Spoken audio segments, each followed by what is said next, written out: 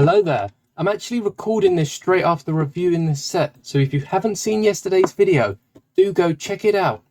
And I'll leave the link top of the description.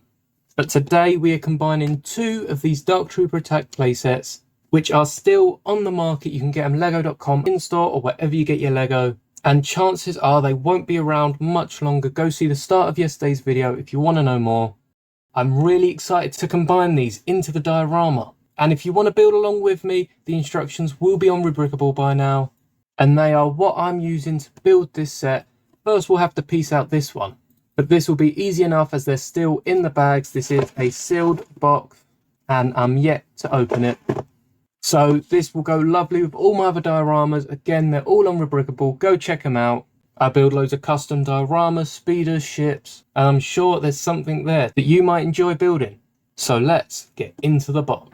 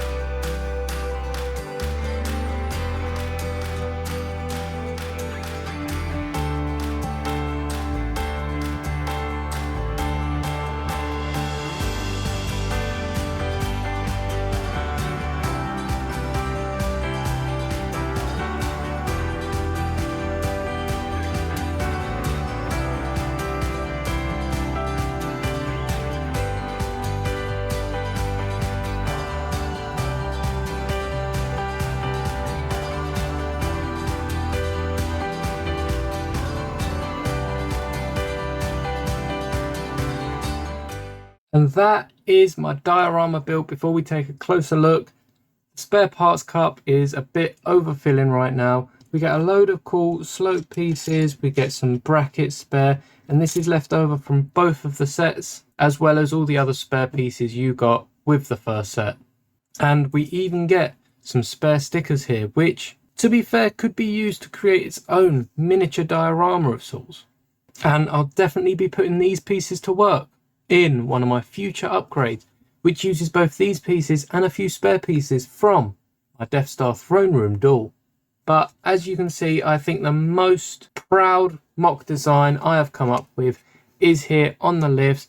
You might have seen it with the land speeder where I put stickers on the sides of two plates, and the stickers fit perfectly. But in this mock, I've put the stickers on the side of the lift rather than on the angular pieces and slopes that they were on, as I needed them for these side bits. And you can see they fit nice and flush with the two plates, or the plate and tiles that I've stuck them on. And I think that just makes it look so much better than whacking some bulky slopes there, and it also allows for it to be nice and flush with the rest of the model. Now you can see just how much it improves it with the more Dark Troopers, which I do think they should have at least given us a fourth, mainly because I'd now have 8.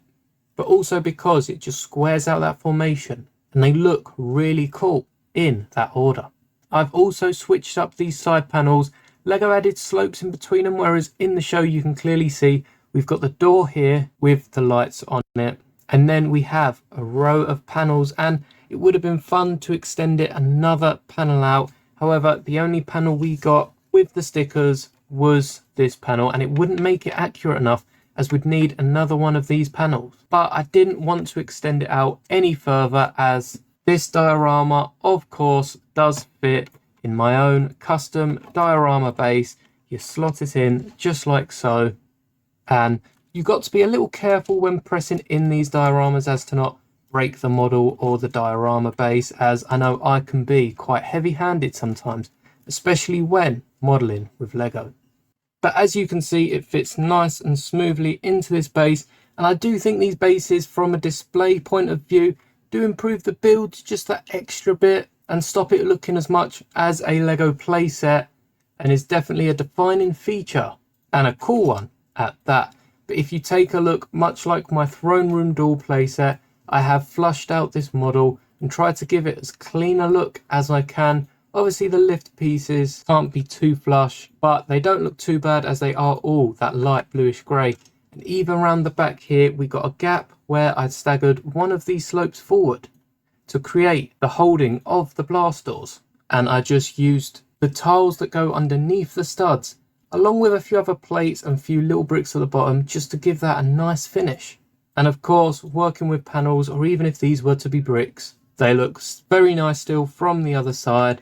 And I just finished the top with all the tiles we got across the two sets, and this will definitely be one for my display. So once again, the instructions will be on Rubricable. If they're not now, they are being approved, so just bear with me for a sec and they'll soon be up for grabs. But let me know if you enjoy this diorama. I'll leave a poll. I think the last diorama that got voted the most was Vader's throne room, so I'll carry that one forward. Let me know which one you prefer between this and the final duel.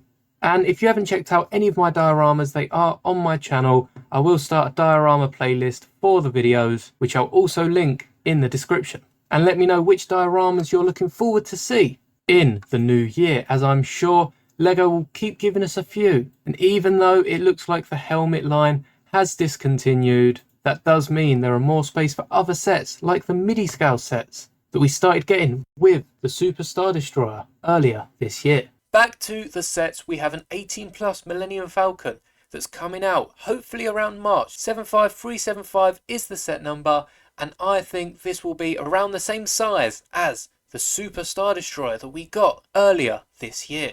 And as we haven't seen helmets for a while, I do assume that this will be replacing the helmets line and giving us Star Wars fans something new to collect. Though it is a shame that the helmets are no more, I do look forward to see what other sets we get at this style, especially with the next set, 75376, being the Tantive 4. I do think, much like the Falcon, this will be another midi-scale ship. And I think these are great display pieces, and I'm really interested to see how they turn out.